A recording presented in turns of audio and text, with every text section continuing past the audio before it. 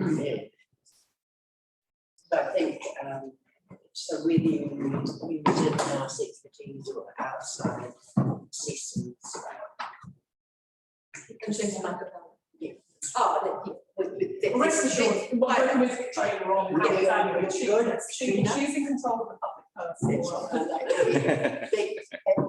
Karen, can I ask you, are there areas that fall under the same thing outside? Are there ones in Martinborough and Featherston, and even the wider district that are going to come up as well? I'm sure there are, and actually I am aware of another one that's in Martinborough, I think.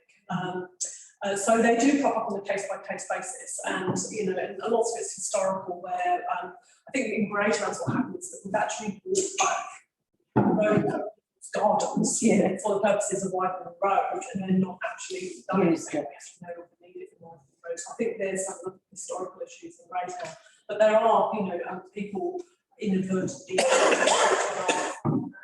build walls and garages and the like, and then say, can I buy that bit of land from my garage? So they will crop up, but I'm not aware that it's to the same extent as in Greater. So maybe if there is some historical information there that we can just put into the mix, so that we're one jump ahead if somebody comes forward. Yeah, and we've certainly got that for Greater, as particularly as the cases keep cropping up, and we find out what we've done in the past.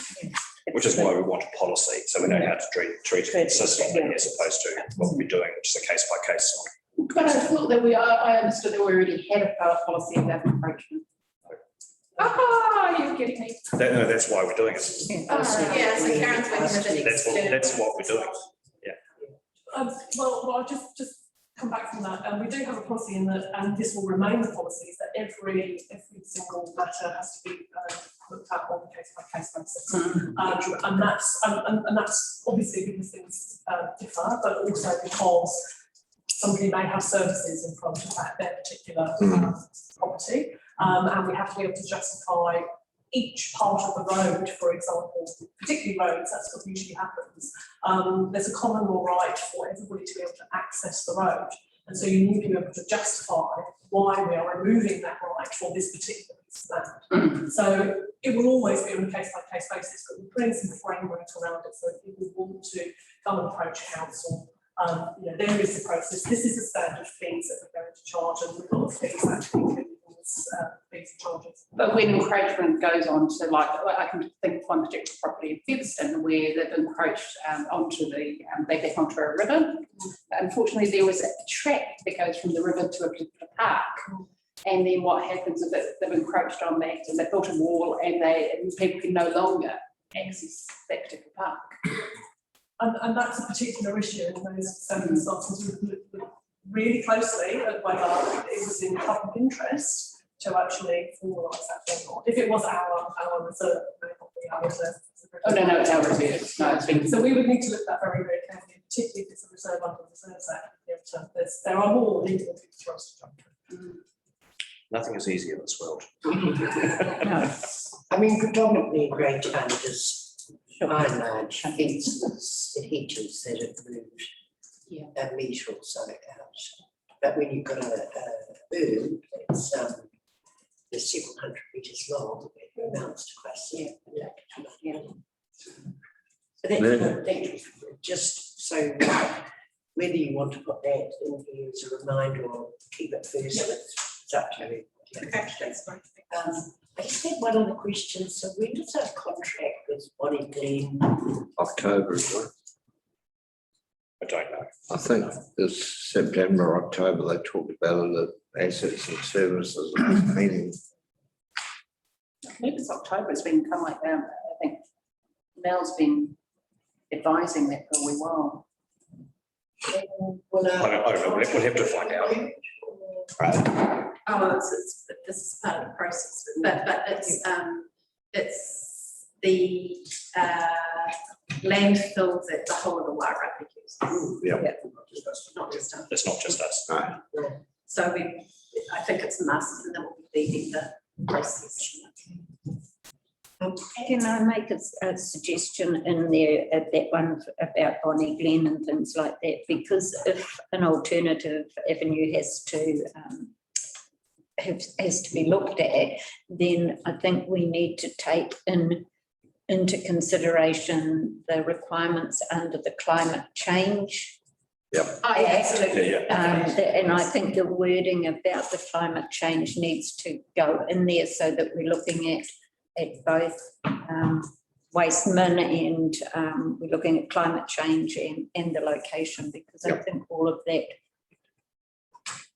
then Well, to would get a reflect consent, to get a consent, we would need to cover all that stuff. That's right, but I'm just thinking anyone in the public arena looking at that action report doesn't tie the whole lot in together, and if we just add some wording around that, I don't mind what the wording is, but if we just add some wording around that, then it conveys that we're looking at the bigger picture, not just in a narrow picture. Any other comments on the action? I just want to make one comment that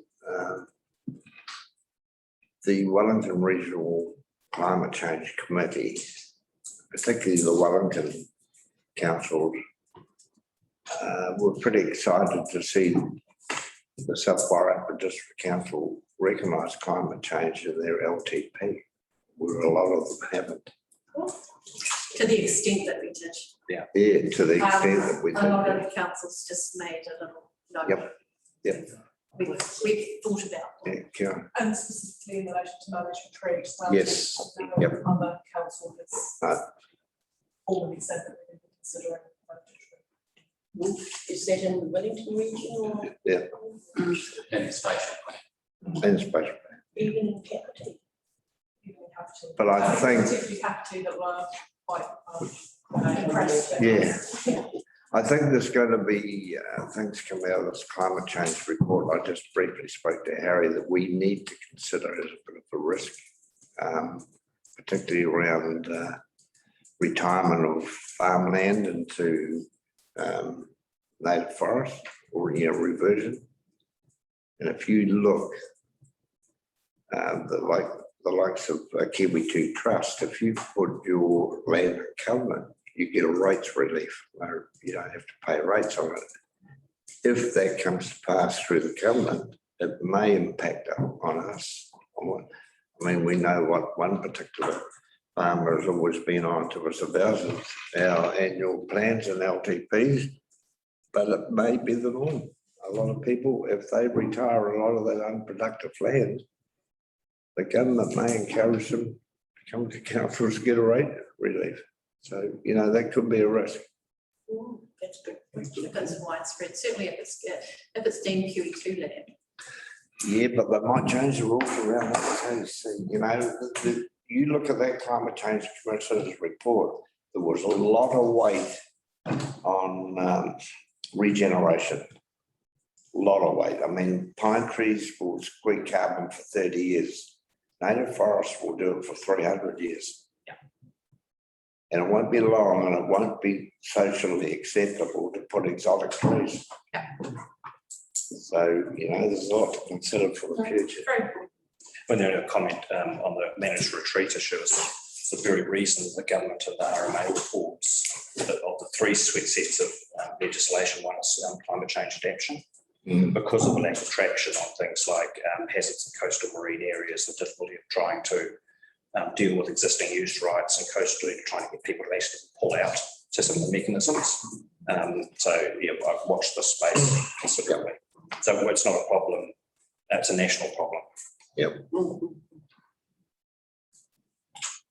Good, okay, so I think that we've covered that off. And good to see one page actually. I'd now like to move on to one. And this is the staff survey report. That public excluded. It is public exclusion. So I just, Very nice. so I'd like us to read the resolution in public first.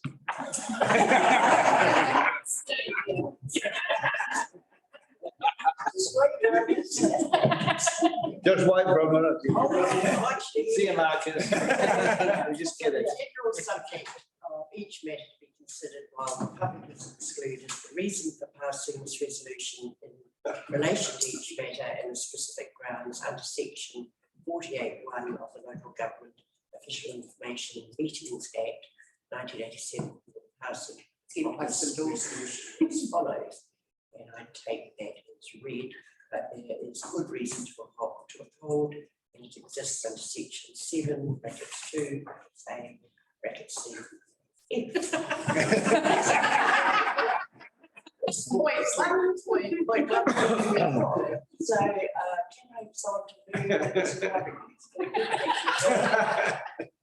and a second, Brenda, all of those in favour? Aye. You are now dismissed. Thanks, Marcus.